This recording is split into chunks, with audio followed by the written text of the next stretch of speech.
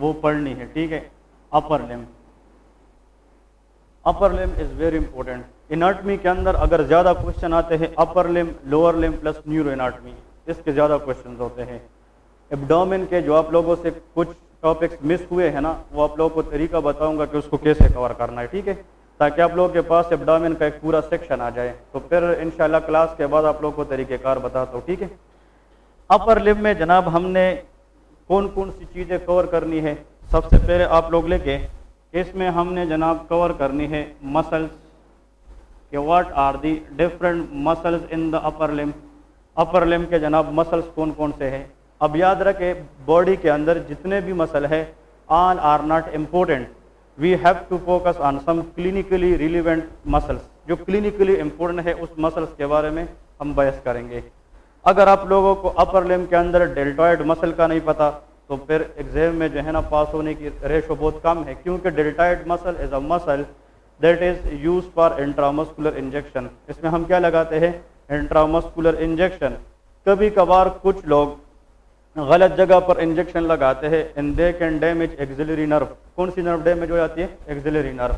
तो इस तरह जो क्लिनिकली रेलिवेंट मसल है उन पे फोकस करेंगे। इस तरह ब्रेकियलस मसल, ब्रेकियोरेडियलस मसल, यहाँ पे बाइसेप्स मसल होते हैं, तो ये सारे के सारे हम पढ़ लेंगे। नेक्स्ट देखिए मसल के बाद नर्व इनर्वेशन। ये मैं आप लोगों को कंटेंट लिखवा रहा हूँ कि पहले हमने कंटेंट्स कौन कौन से कवर करने हैं। तो नर्व इनर्वेशन कि कौन से मसल को कौन सी नर्व सप्लाई करेगी। फॉर एग्जांपल रेडियल नर्व किस जहाँ पे जाएगी, एक्सिलरी नर्व कहाँ पे जाएगी, और कौन कौन सी नर्व है अपर लिम्ब के अंदर, अल्नर नर्व। अल्नर नर्व कहाँ पे जाएगी, मीडियन नर्व कहाँ पे जाएगी, और इसके साथ साथ मस्कुलोक्यूटेनियस नर्व। और एक नर्व है जो कॉमनली एग्जाम में आता है, that is called long thoracic nerve. उसको क्या कहते हैं, लॉन्ग थोरेसिक नर्व। तो सारे के सारे हम पढ़ेंगे। हम इन सब नर्व की कोर्स भी पढ़ेंगे कि ये अपर लिम्ब के अंदर किस किस स्ट्रक्चर से गुजरेगी और फिर कौन कौन से मसल को सप्लाई करेगी। तो नर्व इनर्वेशन के बारे में बात करेंगे। फिर जनाब हम मेन फोकस करेंगे शोल्डर जॉइंट पे कि शोल्डर जॉइंट जनाब क्या है, शोल्डर जॉइंट किस किस बोन से मिलकर बनी है। हम कहते हैं कि this is joint is called shoulder joint. तो शोल्डर जॉइंट किस दो बोन्स की कॉम्बिनेशन से बनी है, scapula plus head of the humerus. ये ह्यूमरस बोन है ना, तो ह्यूमरस बोन का जो हेड है वो सॉकेट या cavity like structure of the scapula में है, जिसको हम एसिटेबुलम केविटी कहते हैं। इस जॉइंट को हम क्या कहते हैं, shoulder joint. What is joint, joint is the connection between two bony surface. दो बोन्स के दरमियान कनेक्शन को हम क्या कहते हैं, जॉइंट्स कहते हैं। तो अपर लिम्ब के अंदर कौन कौन सी जॉइंट्स है आप लोग के ख्याल में, क्या बात, जॉइंट्स की शोल्डर जॉइंट्स है, that is called elbow joint, that is called wrist joint. और जो उंगलियों के दरमियान है they are called interphalangeal joints. इसको क्या कहते हैं, इंटरफेलेंजियल जॉइंट्स। तो इन जॉइंट्स पे हम बेस करेंगे। Shoulder joint is the one which is very important. फिर हम एल्बो जॉइंट्स पे बात करेंगे, क्योंकि यहाँ पे जो रेस्ट जॉइंट के अंदर कॉमन क्वेश्चन होता है that is called CTS, carpel tunnel syndrome. इसको क्या कहते हैं, कार्पल टनल सिंड्रोम, जिसके अंदर कौन सी नर्व ट्रैप होती है, median nerve. Median nerve compression leads to which syndrome, carpal tunnel syndrome. तो शोल्डर जॉइंट पे बात करेंगे।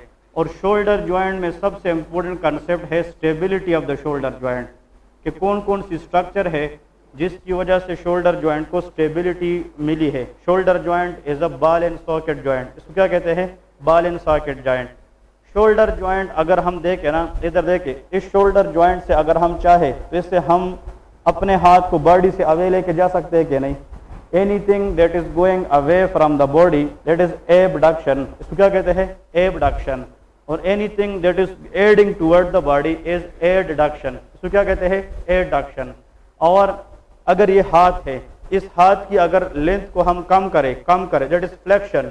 और इस हाथ की अगर लेंथ को हम बढ़ाए दैट इज कॉल्ड एक्सटेंशन। ठीक है, अगर मैं इस तरह खड़ा हूं ना, ये little finger this is near to my body, और ये थंब क्या है, it is away from the body.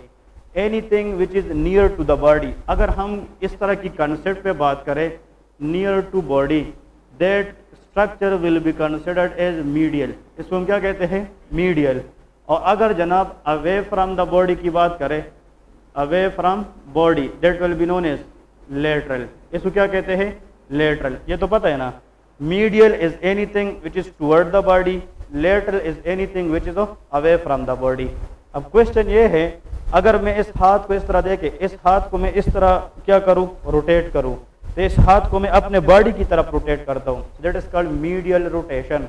और इसको अगर हम इस तरह रोटेट करें, that is called lateral rotation. Clear है? तो ये सारी की सारी चीजें हम क्लियर करेंगे आगे with the time according to the topic.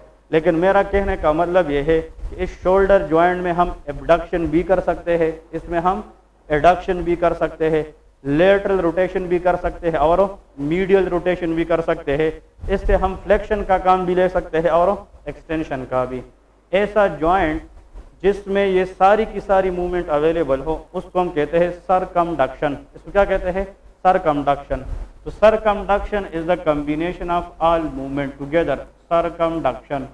तो circumduction is the movement which include abduction, adduction, medial rotation and lateral rotation. ठीक है? और सरकमडक्शन कैपेसिटी किस ज्वाइंट के अंदर मौजूद है? शोल्डर ज्वाइंट के अंदर मौजूद है। ठीक है? ये हम बताएंगे कि इसकी स्टेबिलिटी जनाब किस किस मसल के ऊपर हो। इस शोल्डर ज्वाइंट के इर्द गिर्द मसल ने इस तरह एक होचा बनाया है, होचा मीन एक राउंडेड शेप बनाया है, और उस मसल की वजह से शोल्डर ज्वाइंट क्या है? वो स्टेबल है। वो हम आगे पढ़ेंगे, लिखना नहीं है। इसको हम सिट्स कहते हैं। क्या कहते हैं? SITS. Supraspinatus muscle, infraspinatus muscle, teres minor and subscapularis. ये कितने मसल हुए? 4। इन 4 मसल ने शोल्डर ज्वाइंट को क्या रखा हुआ है? स्टेबल रखा हुआ है। ठीक है? लेकिन इस पे हम आगे क्लिनिकल नोट्स पढ़ेंगे। नेक्स्ट आते हैं जनाब, इसके अंदर इस नर्व इनर्वेशन के साथ साथ the most important concept we will cover in upper limb, that is called brachial plexus. ये नाम सुना है कि नहीं? हम क्या पढ़ेंगे? Brachial plexus. What is mean by brachial plexus?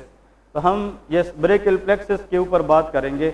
And the majority of the MCQs question from the upper limb they will ask in the brachial plexus। आप लोगों को अंदाजा होगा कि it is very important।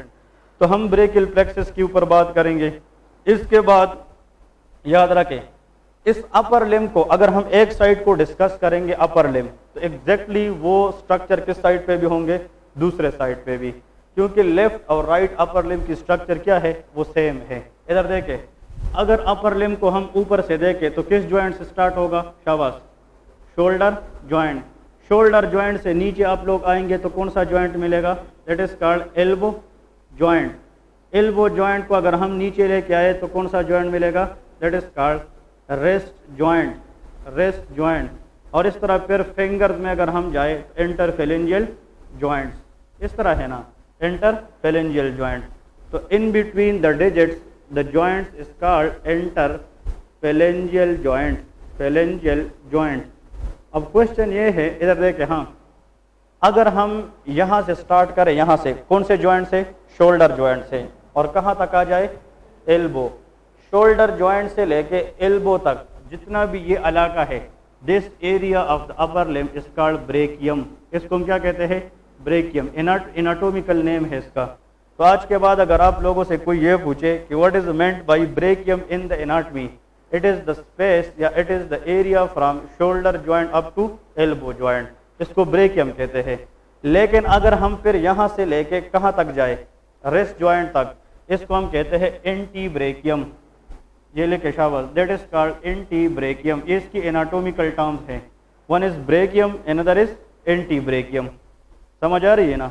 अब इधर देखें, ब्रेकियम का मतलब ये है कि ये शोल्डर ज्वाइंट से लेके कहाँ तक है? एल्बो ज्वाइंट तक। और ब्रेकियम का लेमन वर्ड में अगर आप लोग याद रखें, इसको हम आर्म्स भी कहते हैं। आर्म कहते हैं कि नहीं? आर्म हम कहते हैं ना, arm. Arm mean it is the space from shoulder joint up to elbow joint. तो इसको हम ब्रेकियम भी कहते हैं, और इसका दूसरा नाम क्या है? शाबाश, आर्म। इस एंटी ब्रेकियम का दूसरा नाम है फोर आर्म। इसको क्या कहते हैं? Forearm, that is called forearm, forearm. और अगर हम हाथ में जाए इस हैंड को, this area as a whole is known as hand. इसको क्या कहते हैं? हैंड। हैंड को हम जनाब मेनम भी कहते हैं। Manum is the word use for hand, manum. तो ये जनाब 3 चीज़ें याद रखें। तो शोल्डर से लेके जो एल्बो ज्वाइंट तक इलाका है उसको हम ब्रेकियम भी कहते हैं और इसको हम आर्म भी कहते हैं। फिर एल्बो ज्वाइंट से लेके रिस्ट ज्वाइंट तक, इसको हम एंटीब्रेकियम भी कहते हैं, इसको हम फोरआर्म भी कहते हैं।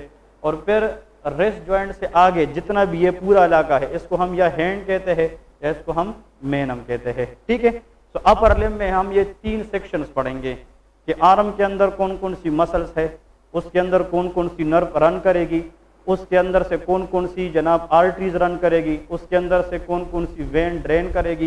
ये सारे के सारे कंसेप्ट अगर हम एक दफ़ा पढ़ लेंगे, this will be the total concept of upper limb. ठीक है, तो अपर लिम्ब शोल्डर जॉइंट से स्टार्ट होता है और टिप ऑफ द फिंगर पे खत्म हो जाता है। तो ये 3 सेक्शन में उसको हम पढ़ेंगे। एनाटॉमी के अंदर भी ये तीनों सेक्शन अलग अलग डिस्कस किए हुए हैं। समझ आ गई ना। अब यहाँ पे लेके नेक्स्ट क्या पढ़ सकते हैं, इन एरियाज में हम ब्लड सप्लाई भी पढ़ेंगे कि भाई अपर लिम्ब में ब्लड सप्लाई किस तरह होती है। तो नेक्स्ट टॉपिक है blood supply of the upper limb.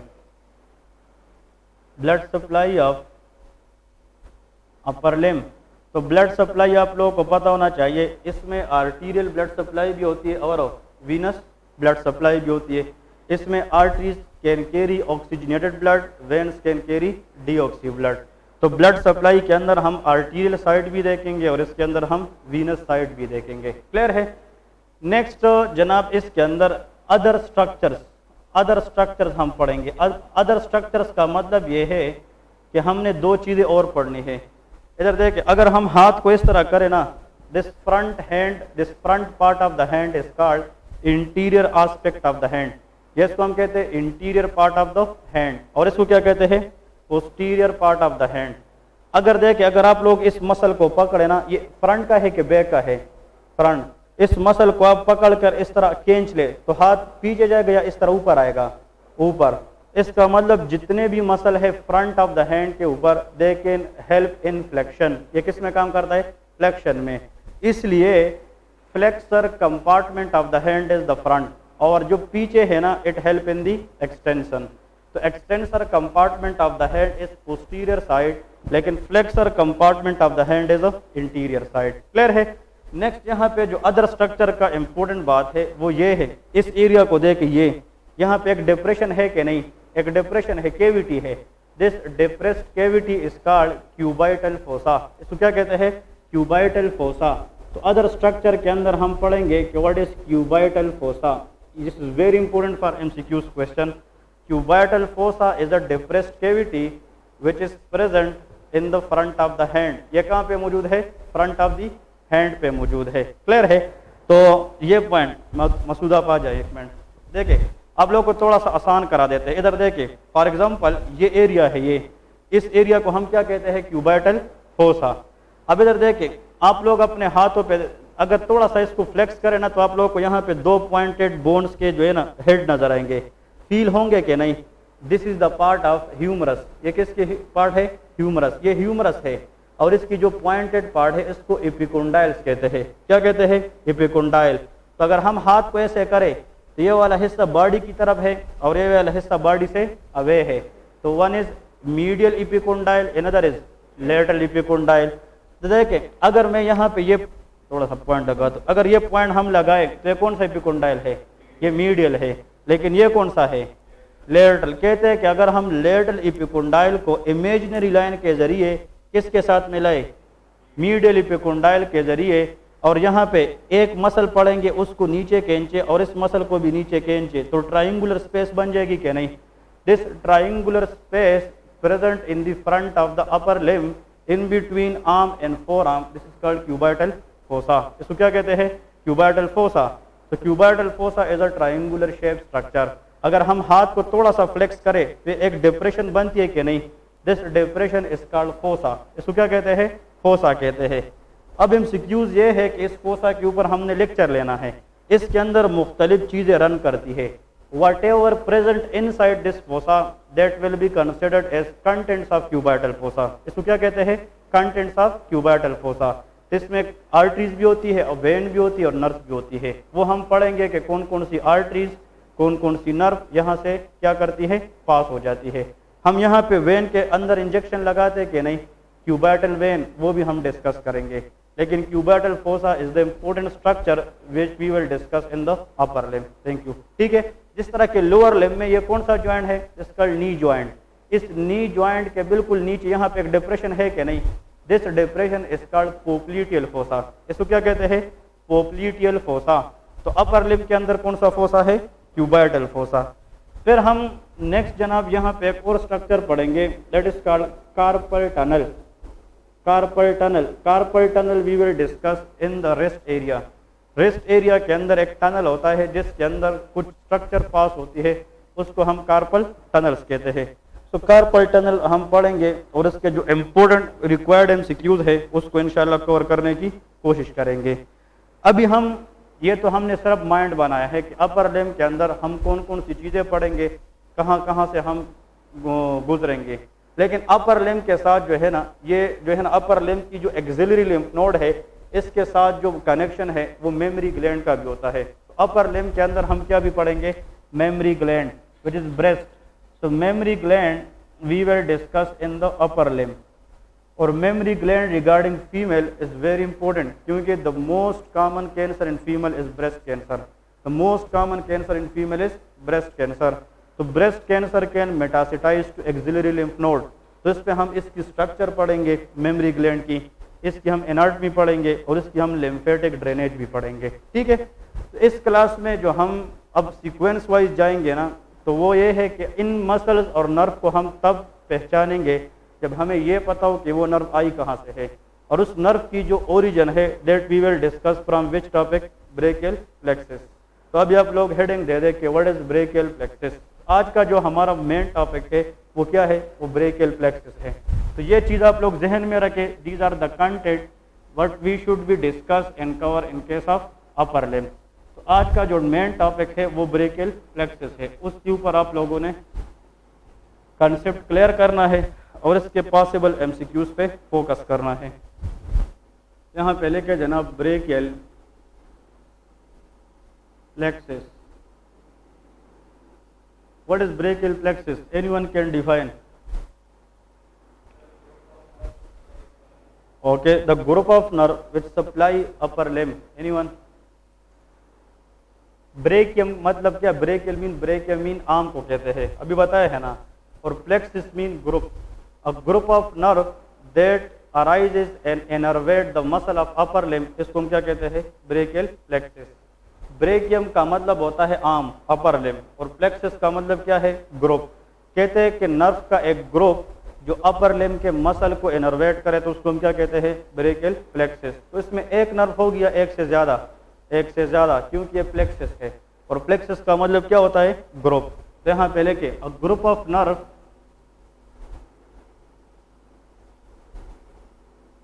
That mainly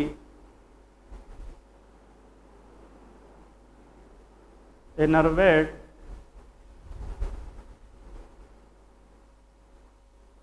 upper limb muscles that is known as brachial plexus, इसको हम ब्रेकियल प्लेक्सिस कहते हैं। ब्रेकियल प्लेक्सिस जनाब इसके कुछ कंपोनेंट्स होते हैं। ब्रेकियल प्लेक्सिस को समझने से पहले we should know the components of brachial plexus.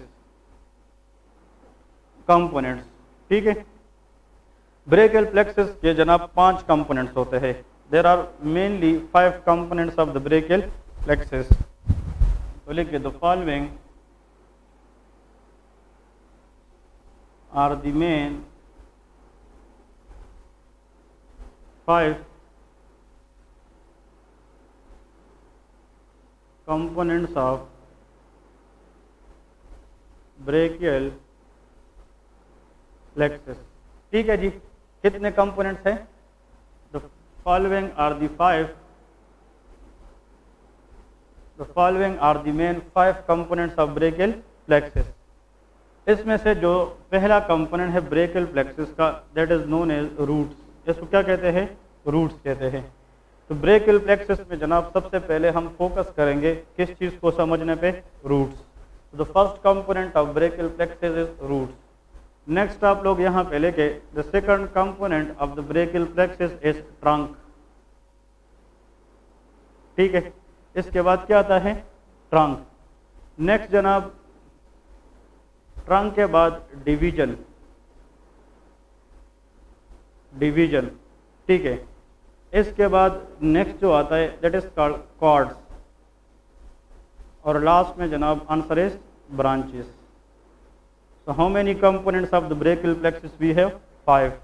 पहले तो 5 कंपोनेंट्स आप लोगों को आने चाहिए कि देयर आर रूट्स, रूट्स के बाद जनाब इसमें क्या होता है, ट्रंक्स होते हैं, ट्रंक्स के बाद डिविजन्स होते हैं, फिर कार्ड्स होती है और आंसर आखिर में ब्रांचेस होती हैं। ठीक है, ओके। इसमें याद रखिए यहाँ पे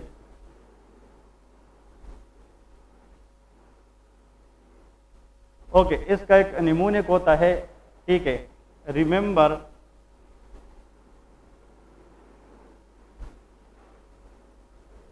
to drink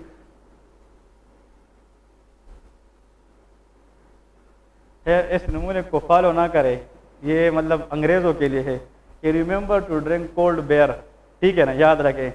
to remember to drink cold beer, ये एक निमूनिक है, how to remember the components of brachial plexus. तो रिमेंबर में जो पहला आर है ये क्या शो करते हैं, that is roots. To answer is trunk, और D mean division, this is cords and this is branches. ठीक है, so remember to drink cold beer, that will help you how to remember in a sequence the component of brachial plexus। ठीक है, पहले points में तो ये याद रख लेना है। नेक्स्ट पॉइंट की तरफ आते हैं। ओके, नेक्स्ट आते हैं जनाब के रूट्स ब्रेकियल प्लेक्सस के अंदर टोटल कितने होते हैं? आंसर इज 5, ये भी याद रखिए। The total roots in the brachial plexus how many? Answer is 5। मतलब ब्रेकियल प्लेक्सस के अंदर जो रूट्स है वो टोटल कितने होते हैं शाबाश? 5।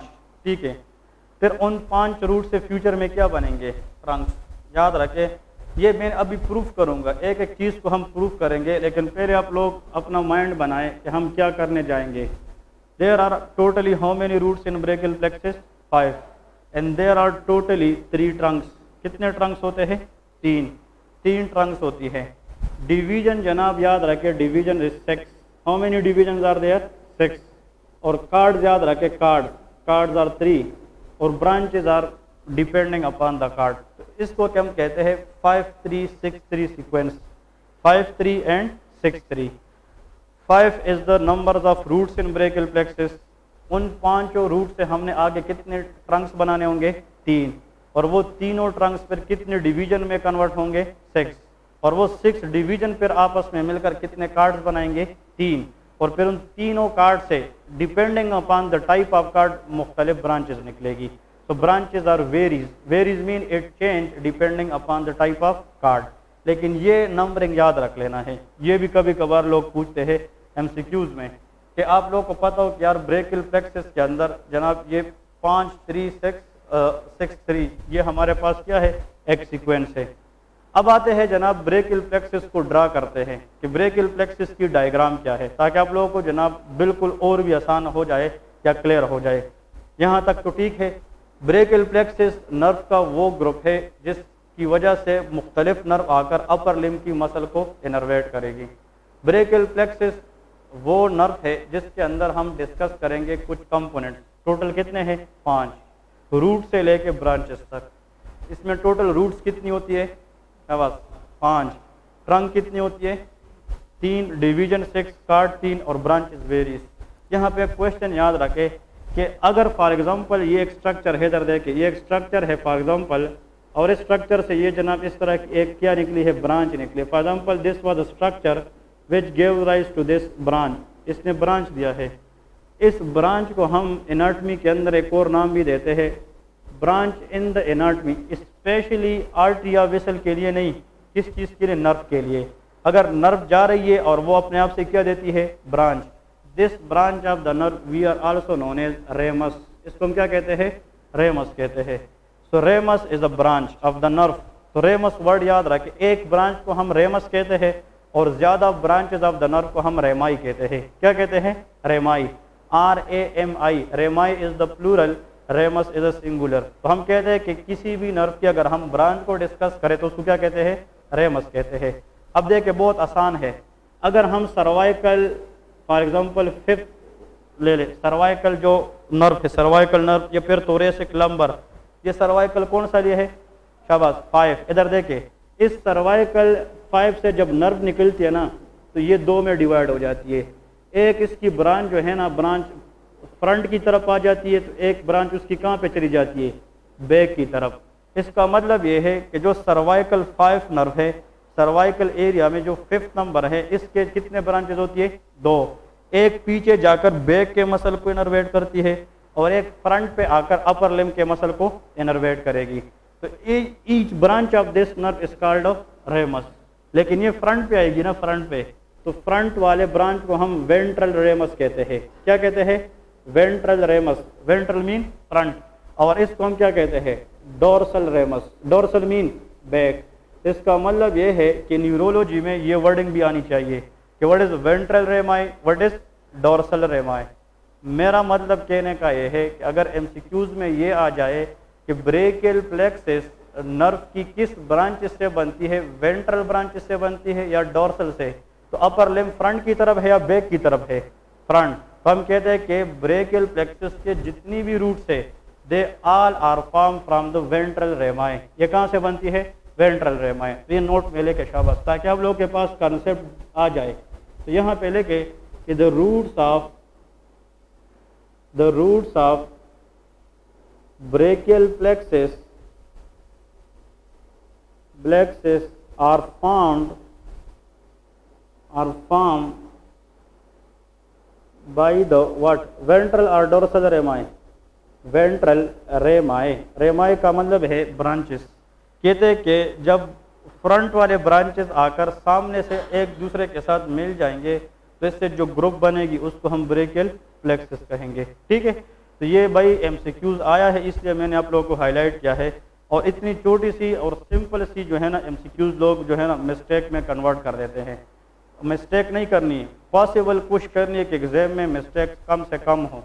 आज के बाद याद रखें कि ब्रेकियल प्लेक्सस किसी भी नर्व की अगर हम एरिया लेंगे उसकी कौन सी पार्ट होगी, वेंट्रल पार्ट होगी।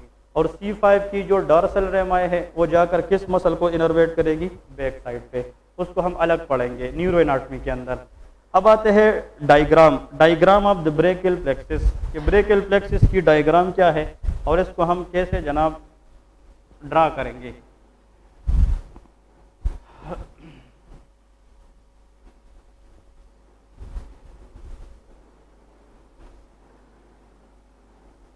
ओके, तो ब्रेकियल प्लेक्सस को जब हम डिस्कस करते हैं ना, बहुत आसान तरीका बताऊंगा और आप लोगों ने जिंदगी भर उसी तरह से फिर डायग्राम ड्रा करना होगा।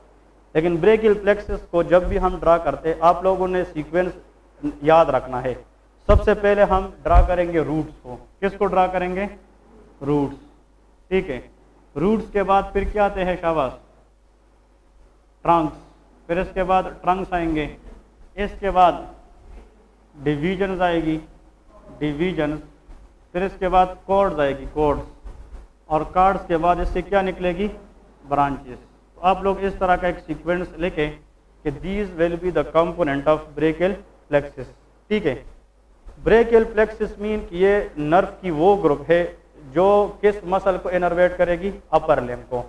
लेकिन ये किस एरिया से निकलती है, C5 से स्टार्ट होती है। कहाँ से, C5। तो इधर देखिए रूट में आप लोग लेके C5, इसके बाद क्या होता है, C6, C7, C8। C8 पे ख़त्म हो जाती है तो क्या स्टार्ट हो जाती है, T1। इसका मतलब ये है कि C5 से लेके T1 तक जो एरिया है, सर्वाइकल से लेके थोरैसिक 1 तक, इसकी जो इंटीरियर रेमाई है या जो इसका फ्रंटल ब्रांचेस है वो मिलकर जाकर किस एरिया को सप्लाई करेगी, अपर लिम्ब को। तो ब्रेकियल प्लेक्सस के बारे में ये याद रखें कि any injury that is occurring from C5 to T1 that will disrupt the innervation of which limb, upper limb. Clear है।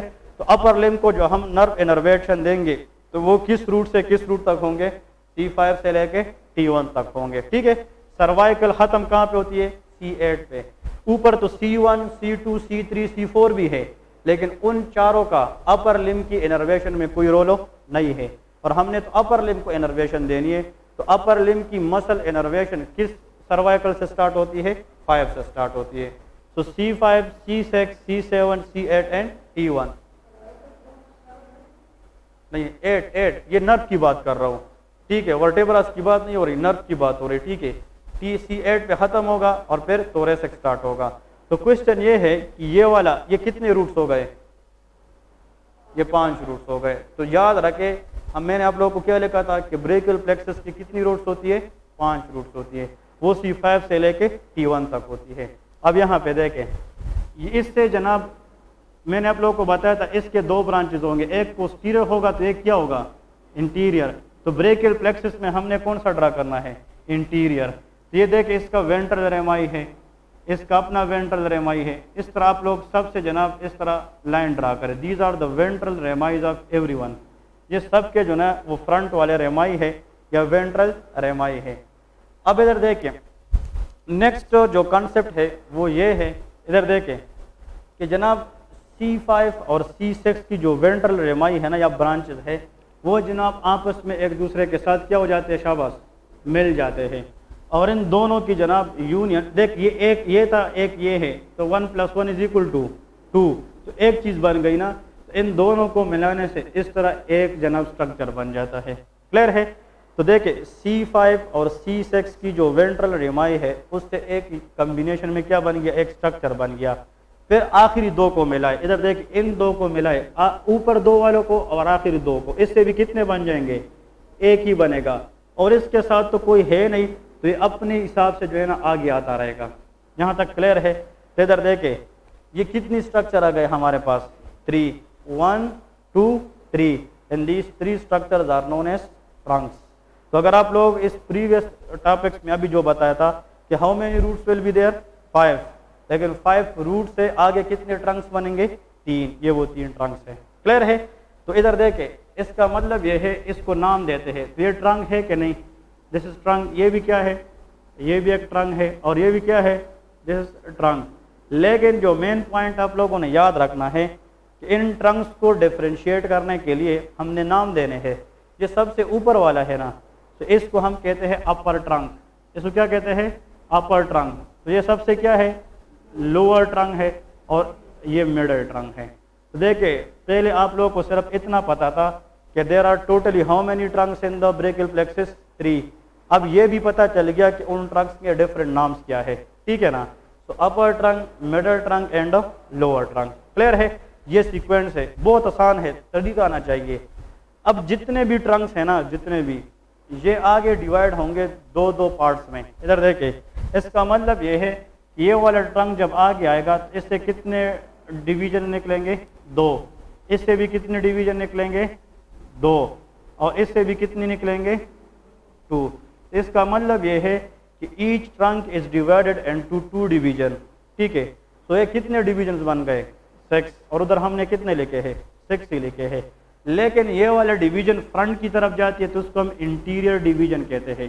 क्या कहते हैं, इंटीरियर डिवीजन। तो इसको क्या कहेंगे, पोस्टीरियर डिवीजन। शाबाश, जल्दी लिखे, ये भी इंटीरियर डिवीजन है, ठीक है, division. So this will be posterior division, ये भी इंटीरियर डिवीजन है, and this is posterior division. Okay जी, यहां तक क्लियर है? तो each trunk will divided into their respective 2 division, हर एक से 2 डिवीजन निकलेंगे, and everyone will be considered as interior and of posterior. इसको हम कहते हैं interior division of the upper trunk.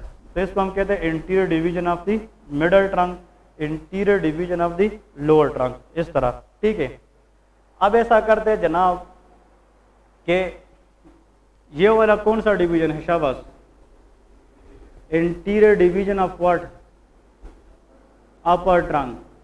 Interior division of upper trunk ये आगे आकर मिल जाता है interior division of what, middle trunk के साथ। और ये एमसीक्यूज है, ये एमसीक्यूज आता है यहाँ से कि विन इंटीरियर, फिर से देखिए, interior division of upper trunk it is combined with interior division of middle trunk, and it will lead to the formation of cord which is known as lateral cord। इसको क्या कहते हैं, lateral cord। ठीक है, ये lateral cord बनाएगा। Clear है? ये बताए, आप बताए ये कौन सा डिवीजन है, posterior division of what, upper trunk, ये क्या है? Posterior division of middle trunk, ये क्या है? Posterior division of lower trunk. ये कितने डिवीजन आपस में मिल गए? 3। सारे के सारे पोस्टीरियर एक जगह मिल जाते हैं और उन सब से जो कार्ड बनता है उसको हम पोस्टीरियर कार्ड कहेंगे। उसको क्या कहते हैं? Posterior card. पोस्टीरियर कार्ड उसको कहते हैं। यहाँ तक क्लियर है? कौन सी चीज रह गई है? हाँ, आप बताएं कौन सी चीज इसमें रह गई है जो अभी तक किसी से नहीं मिला है?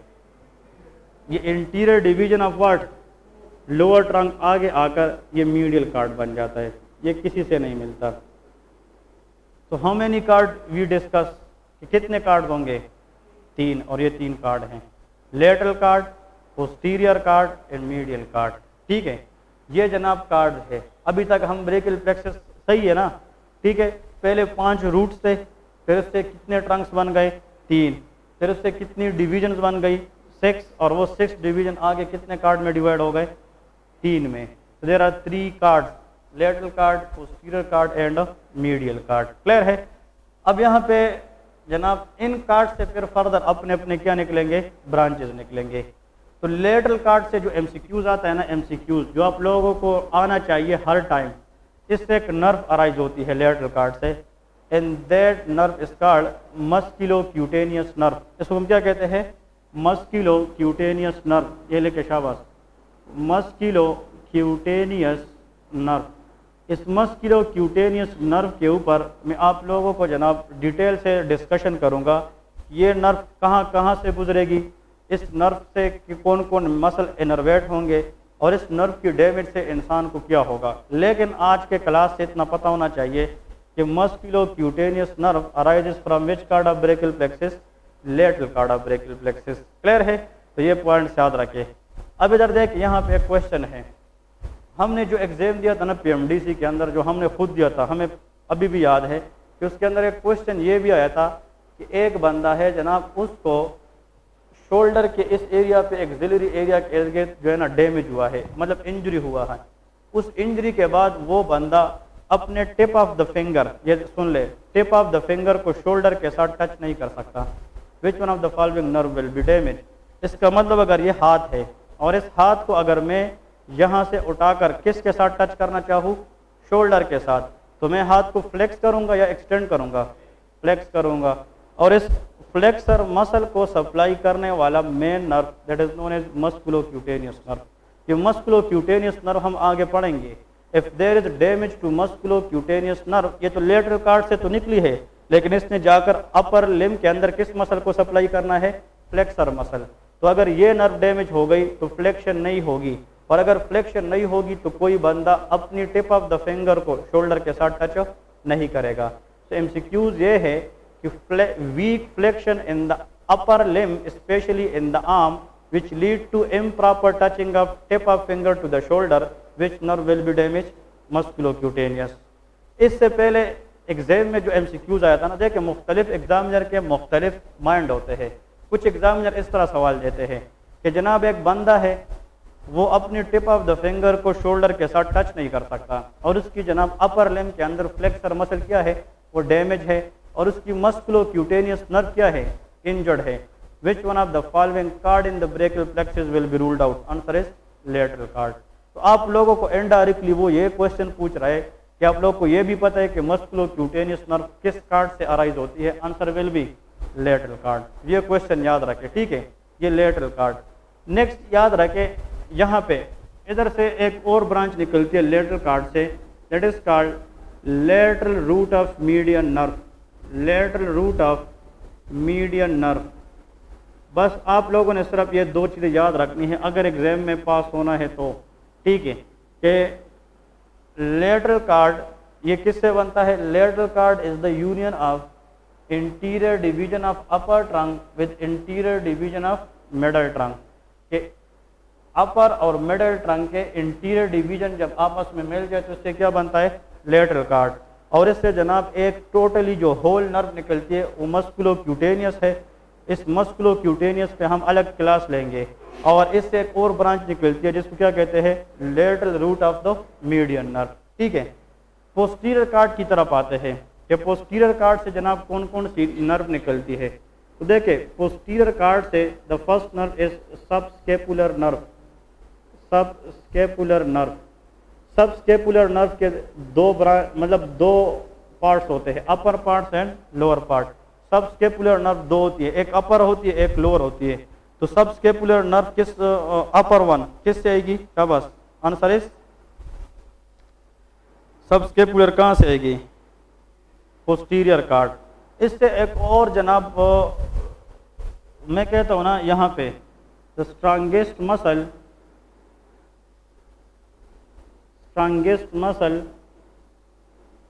ऑन द बैक साइड पे, इधर इस बैक साइड पे सबसे स्ट्रांगेस्ट मसल जो है ना बैक साइड पे, that is called latissimus dorsi. इसको क्या कहते हैं? Latissimus dorsi muscle. Latissimus dorsi is the strongest muscle on the back side of the scapular. ठीक है, इस अपर पार्ट में इस मसल को सप्लाई करने वाली नर्व आप लोगों को पता होना चाहिए। ठीक है, that is known as thoracodorsal nerve. इसको क्या कहते हैं? Thoracodorsal nerve. तो अगर क्वेश्चन में आ जाए कि अगर एक बंदा है उसकी लेटिसिमस डोर्साई मसल खराब है तो कौन सी नर्व में खराबी होगी? थोरैकोडार्सल नर्व। लेकिन थोरैकोडार्सल नर्व आई कहाँ से है? Answer is posterior cord. ये कहाँ से आई है? Posterior card. तो इसका मतलब ये है कि पोस्टीरियर कार्ड से एक सबस्केपुलर नर्व निकलती है अपर वन, और एक क्या निकलेगी? थोरैकोडार्सल नर्व। थोरैकोडार्सल नर्व एक ये निकलेगी। क्लियर है? Next is the MCQs question. इससे एक और इंपॉर्टेंट नर्व निकलती है, that is this part of the body is called axilla. इसको क्या कहते हैं? एक्सेला। इस एरिया के अंदर नर्व को हम क्या कहते हैं? Axillary nerve. तो axillary nerve is also the branch of which cord? Answer is posterior cord, axillary nerve. ठीक है, ये एक्सिलरी नर्व है। नेक्स्ट पॉइंट ये है कि यहाँ से एक और ब्रांच भी निकलती है, चौथी एक और ब्रांच, आल्सो एमसीक्यूज। अगर हम हाथ को इस तरह देखें ना, हाथ को, so this area is called arm, this area is called four arm. इस आर्म के अंदर कितनी बोन्स है? इस आर्म के अंदर कितनी बोन है? एक ही बोन है, and this bone is called humerus. इसको हम क्या कहते हैं? ह्यूमरस कहते हैं। इस फोर आर्म के अंदर कितनी बोन्स है? दो, रेडियस एंड अल्ना। अगर देखें हम इस तरह खड़े हैं ना, तो which bone is pointing toward the body? Ulna के रेडियस, अल्ना। याद रखें, इस छोटी फिंगर की तरफ जो बोन है ना, इसको क्या कहते हैं? अल्ना। और इस थंब के तरफ जो बोन है वो रेडियस है। तो हम कहते हैं कि ulna bone is medial to the body, radius bone is lateral to the body. Clear है? अब आप लोग मुझे ये बताएं कि what is meant by nerve. Nerve क्या है? नर्व की डेफिनेशन क्या है? हम तो कहते हैं ना कि ये प्लाना नर्व है, प्लाना नर्व है, लेकिन नर्व है क्या चीज? आप लोगों में से, नए लोगों में से, what is nerve? Sensation is the function of nerve, signal carrying capacity is the function of nerve. हाँ जी, it is the function of nerve. What is nerve? अब लोगों से कोई पूछ सकता है नर्व है क्या चीज?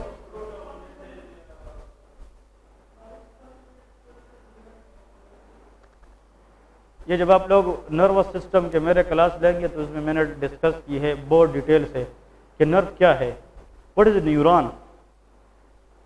न्यूरॉन क्या है? Neuron is the main functional and structural cell of the nervous system. इधर देखिए, छोटी सी मिसाल है।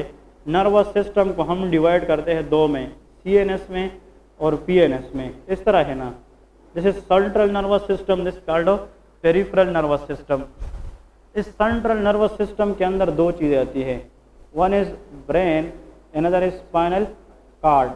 ब्रेन एंड स्पाइनल कार्ड याद रखें। ठीक है, ये दो किस चीज़ के अंदर आती है? सीएनएस में। अब पीएनएस के अंदर जनाब क्या है? इसके अंदर हमने इसमें anything other than brain and spinal cord is called PNS, peripheral nervous system. अब मेन पॉइंट ये है कि इसका structural and functional unit cell क्या है? Answer is neuron. इसका भी स्ट्रक्चरल फंक्शनल यूनिट सेल क्या है? न्यूरॉन है। लेकिन ये सीएनएस न्यूरॉन होते हैं, ये पीएनएस न्यूरॉन होते हैं। अब इधर देखिए, न्यूरॉन के फिर अपने कुछ पार्ट्स होते हैं। The rounded part of the neuron that is called cell body. इसको क्या कहते हैं? Cell body. इस सेल बॉडी के इर्द गिर्द इस तरह छोटे छोटे एक्सटेंशन होती है, दीज आर कॉल्ड डेंड्राइट्स। इसको क्या कहते हैं? डेंड्राइट्स। और इससे जो एक लॉन्ग निकलती है ना, दैट इज कॉल्ड एक्सॉन्स। इसको हम एक्सॉन्स कहते हैं। ये तो पता है ना कि every neuron has a typical how many parts? 3 parts. The rounded shape of the neuron is called body और सोमा। इसको दूसरा नाम क्या कहते हैं? सोमा या बॉडी कहते हैं। ये क्या है? ये डेंड्राइट्स है। और ये क्या है?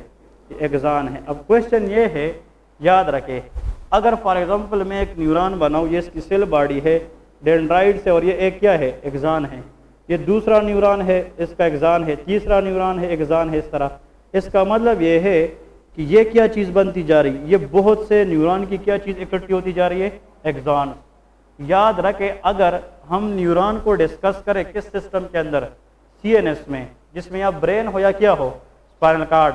और उसमें हम बहुत से न्यूरॉन की किस चीज़ को डिस्कस करें? एक्सॉन्स को। They are called white matter. इसको हम क्या कहते हैं? White matter. एक होता है ना ग्रे मैटर, और एक क्या होता है? White matter. एक्सॉन के ऊपर एक शीट होता है, that is called myelin sheath. इसको क्या कहते हैं? Myelin sheath. And it look like white. तो bundles of axon everywhere in CNS is called white matter. और इसको हम ट्रैक्ट्स भी कहते हैं, जिसको ascending tracts and descending tracts कहते हैं। लेकिन अगर ये एक्सॉन बंडल हमें ब्रेन या स्पाइनल कॉर्ड के बाहर मिले, किस सिस्टम के अंदर? पीएनएस में। पीएनएस में। So group of axon bundle of many neuron in PNS, that is called nerve. इसको नर्व कहते हैं। So nerve is nothing but it is the bundles of axon in case of PNS.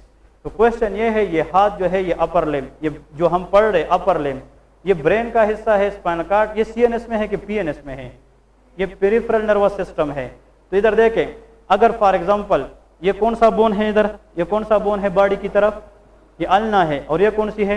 Radius. इस marker को देखें, ये marker बहुत से neuron की क्या है? एक्सॉन है। और ये पीएनएस में है, तो उसको क्या कहते हैं? नर्व।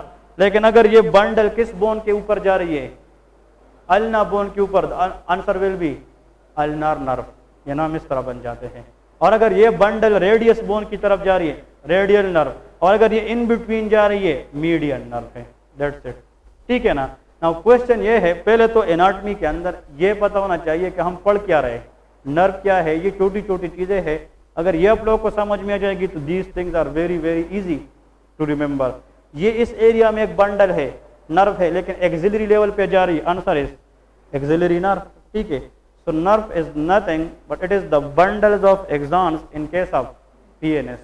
लेकिन अगर हम बहुत से न्यूरॉन की सेल बॉडी की कलेक्शन देखें, किस सिस्टम में? पीएनएस में। देखें, ये तो हम नर्व तो एक्सॉन की बंडल को कहते हैं, लेकिन अगर बहुत सी न्यूरॉन की क्या चीज मिल जाए, अराउंडेड पार्ट को क्या कहते हैं? Cell body. पीएनएस में इट इज कॉल्ड गैंग्लिया।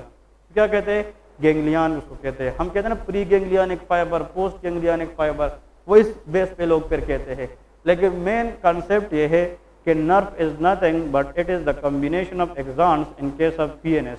तो अगर जिस बोन से वो गुजरेगी उस हिसाब से उसको अपना अपना नाम देंगे।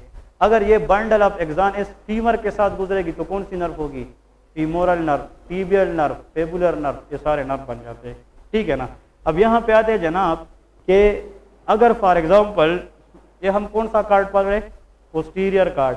पोस्टीरियर कार्ड से तो एक सब स्केपुलर नर्व निकलती है, अपर वन। फिर इससे thoracodorsal nerve which supply latissimus dorsi muscle on the back side which is the strongest muscle. फिर जनाब इससे कौन सी नर्व निकलती है? Axillary nerve. And the most important MCQs question के it also arises radial nerve. इससे कौन सी नर्व निकलती है? Radial nerve. So radial nerve is a nerve which arises from which part of the brachial plexus? Answer is posterior part. ठीक है? तो ये पॉइंट्स याद रख लेने हैं। देखे, अगर इस रेस्ट को मैं देखूँ ना, इधर देखे, ये कौन सा एरिया है? कौन सा ज्वाइंट है? रेस्ट ज्वाइंट है। इस रिस्ट की ये क्या है? फ्लेक्शन है। ये रिस्ट की क्या है? फ्लेक्शन है। ये रिस्ट की क्या है? एक्सटेंशन है।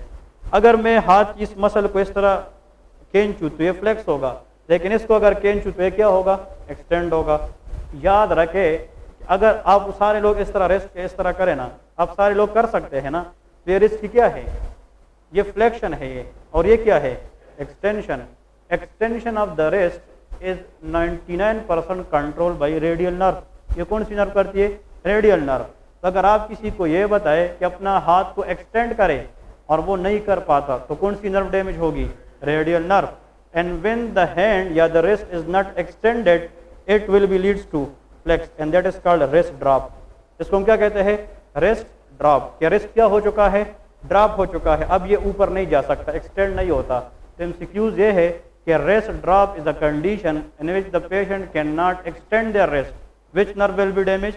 Radial nerve. Next MCQs, wrist drop is due to radial nerve damage in which one of the following cord will be problem? Answer is posterior cord. ये क्वेश्चन एनाटॉमी के इस तरह होते हैं, या तो आप लोगों को कार्ड पूछेंगे या जनाब आप लोगों को जनाब क्या पूछेंगे इनडायरेक्टली। नेक्स्ट एमसीक्यूज, अगर पोस्टीरियर कार्ड के अंदर मसला आ जाए कौन सी रूट को हम रूल्ड आउट करेंगे? C5 को, C6 को, कोसारो को। याद रखें ये पोस्टीरियर कार्ड पोस्टीरियर डिवीजन से बना है, सब पोस्टीरियर डिवीजन, और ये हर एक ट्रंक के अंदर आता है कि नहीं? तो इसमें सारे रूट्स इन्वॉल्व होंगे कि एक? सारे। पोस्टीरियर कार्ड के अंदर हम सारे रूट्स को फिर देखते हैं। क्लियर है? Because posterior cord are form by the addition of all posterior divisions together. Clear है जी? तो ये पॉइंट याद रख लेना है। नेक्स्ट जनाब इसमें जो नेक्स्ट है answer is again subscapular nerve, लेकिन लोअर वन। ऊपर तो सुपीरियर मतलब अपर है, ये मैं पढ़ाऊंगा कि इसका लोअर और अपर का मतलब क्या है। So subscapular nerve above and below, upper and lower दोनों किस कार्ड से निकलती है? Posterior cord. वैसे आप लोगों के ख्याल में कौन से कार्ड से ज्यादा ब्रांचेस निकलती है, लेटरल कार्ड से कि पोस्टीरियर? Posterior cord. इसलिए posterior cord is a star cord, ये स्टार कार्ड होता है। ये ब्रेकियल प्लेक्सस के अंदर स्टार कार्ड है, इस पे स्टार क्वेश्चन आते हैं। इसलिए अगर आप लोग इसके लिए याद रखें कि this card is a star card, star card, तो स्टार में सब scapular nerve, थोरेको, dorsal nerve, axillary nerve, radial nerve and सब स्केपुलर लोअर। तो स्टार के नाम पे आप उसके सारे ब्रांचेस भी याद कर सकते हैं। ठीक है, तो पोस्टीरियर कार्ड के जितनी भी ब्रांचेस है वो आप लोग निमोनिक से याद करें, विच इज स्टार्स, STARS।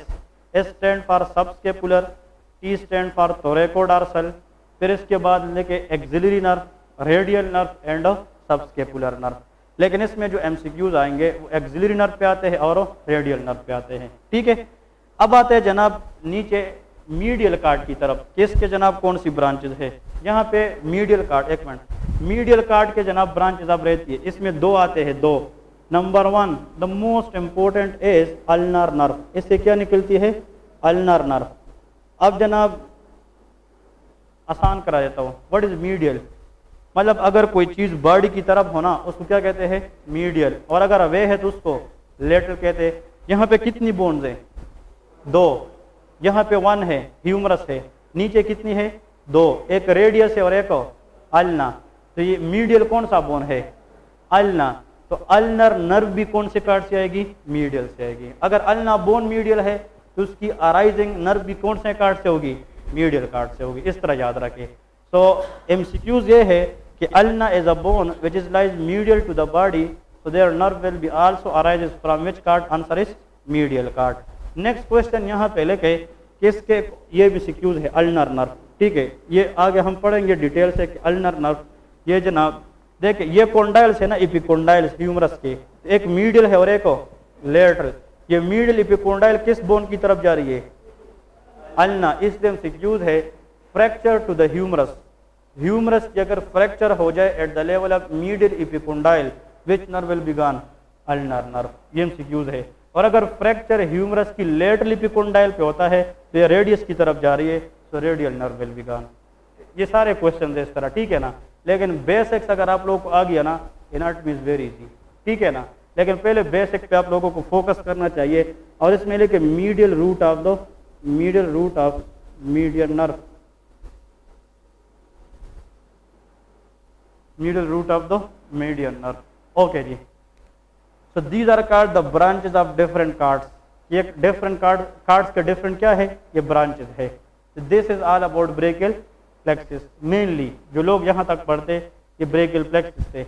लेकिन यहाँ पे देखे the most important nerve that we should focus on that in upper limb clinically, number one is musculocutaneous nerve। क्योंकि it help in the flexion of arm. और musculocutaneous nerve arises from lateral cord, ये बोलते जाए, important है। फिर इसके बाद most important is axillary nerve and radial nerve, these are the branches of posterior cord. In the last but not the least is ulnar nerve which is arises from the medial cord. ये तो पहले आप लोग को रटने चाहिए बिल्कुल। इसका मतलब यह है कि फिंगर टिप्स 1 2 3 4 के हिसाब से आनी चाहिए। वो कौन सी नर्व है जो 2 कार्ड से मिलकर बनती है? इधर देखे, इसकी एक रूट यहाँ से आती है तो एक रूट यहाँ से, जब आकर ये दोनों मिल जाते हैं तो उससे वो नर्व बन जाती है। तो देखे, एक रूट उसकी लेटरल रूट है और एक कौन सा है? मीडियल रूट है। तो ये लेटरल रूट है और ये कौन सा है? मीडियल। और ये जब दोनों मिल जाती है तो कौन सी नर्व बन जाएगी? Median nerve. So median nerve is a nerve which is formed by the combination of lateral root as well as medial root। तो इसका मतलब ये lateral root किस कार्ड से आई है? lateral कार्ड से। और medial root कहाँ से आई है? medial कार्ड से। तो ऐसा नर्व बताए जिसकी ओरिजिन 2 कार्ड से होती है। Answer is median nerve. और वो कौन कौन सी कार्ड है? lateral card and medial card. वो कौन सी नर्व है जिसको medial नर्व को बनाने में किस कार्ड का कोई रोल नहीं है? posterior card. यहाँ पे जो लेटरल रूट है ना, ये किस नर्व की है? मीडियन। तो इसको क्या चाहिए? Medial root. वो कहाँ से आएगी? मीडियल कार्ड से। Lateral from lateral, medial from medial. और जब ये दोनों आपस में मिल जाती है तो इससे एक सिंगल नर्व बनती है, that is called median nerve.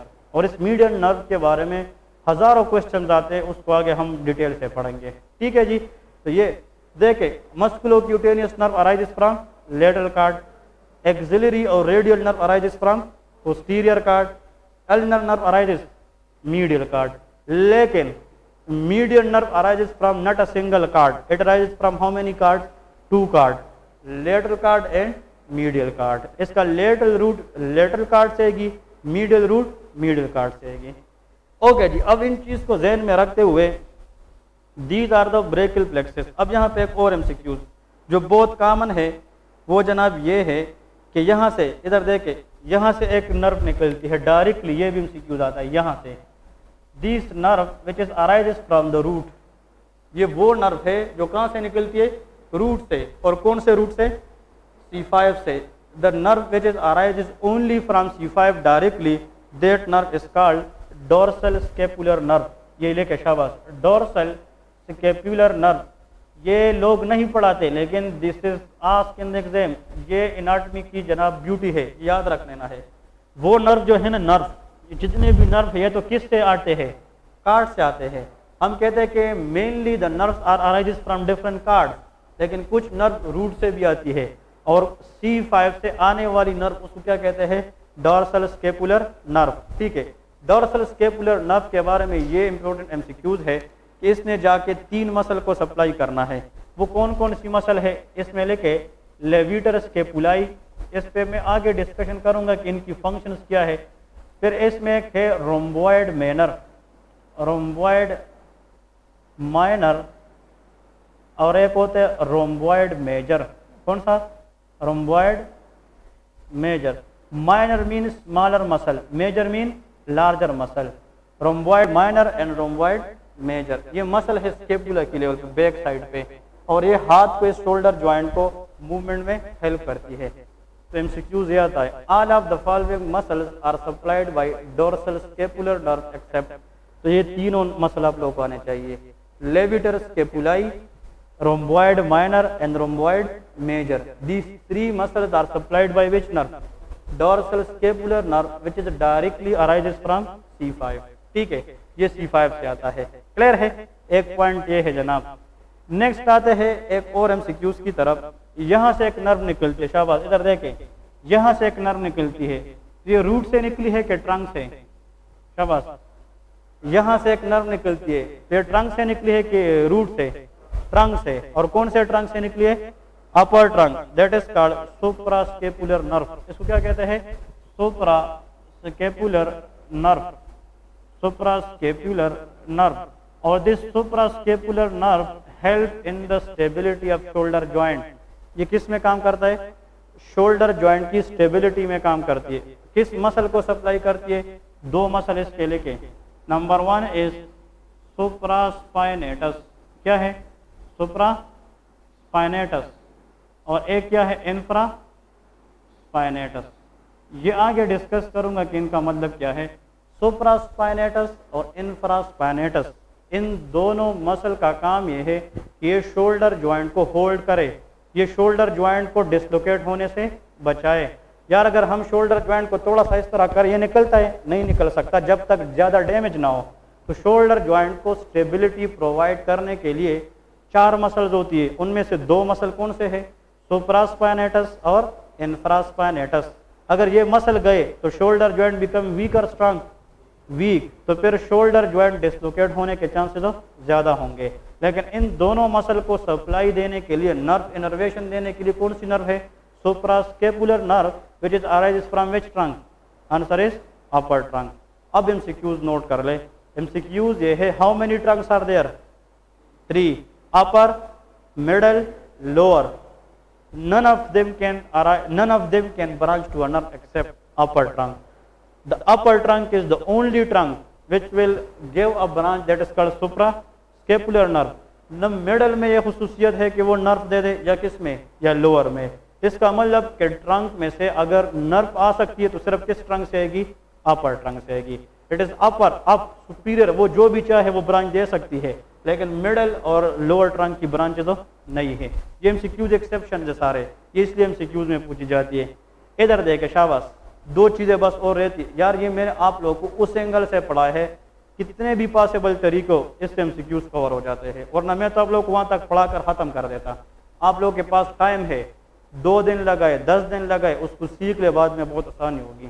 ठीक है, इधर देखे, एक नर्व आती है ना, इसकी ब्रांच कहाँ से निकलती है? बताता जाए, C5, और वो ब्रांच आकर एक और ब्रांच से मिलती है जो कहाँ से आती है? C7, और वो आकर उस नर्व के साथ मिलती है जो कहाँ से निकलती है? C7। तो इसका मतलब ये है कि ये नर्व जो होगी, इसकी नर्व रूट बताए कौन कौन सी होगी? C5, C6, C7। इससे मिलकर जो ये नर्व बनेगी ना, it is called long thoracic nerve. इसको क्या कहते हैं? Long thoracic nerve. शाबाश। And this is again very important MCQs question, that is called long thoracic nerve. सुना है ना नाम? So long thoracic nerve is arises from which roots? C5, C6 and C7। Clear है? ये long thoracic nerve है। ये एक root से मिलकर बनी है या 3 से? 3 रूट से, 1, 2, 3। तो ये लॉन्ग होगी कि शॉर्ट होगी? लॉन्ग, इस लॉन्ग थोरेसिक नर्व है। और याद रखे एमसीक्यूज में ये आता है कि इस supply a muscle, anyone can tell me the name, I will be happy. बस इससे एक मसल को सप्लाई मिलती है लॉन्ग थोरेसिक नर्व से। थोरेसिक में बहुत से मसल है। थोरेसिक इज अ कैविटी, नहीं, that is serratus anterior muscle. इसको क्या कहते हैं? Serratus anterior. Very good. जाम आपने तो एग्जाम दिए है, ये क्वेश्चन आता है कि नहीं? That is serratus anterior muscle. Serratus anterior muscle, what is this part of the body? ये पार्ट कौन सी है? ये, इसको स्केपुला कहते हैं कि नहीं? It can keep the scapula in a static position. जब आप किसी चीज पे पुश लगाते हैं इस तरह, तो स्केपुला जोर लेती है कि नहीं? अगर ये मसल वीक हो गया तो फिर जब हम किसी दीवार पे पुश लगाते हैं ना, तो स्केपुला बाहर की तरफ निकल जाती है।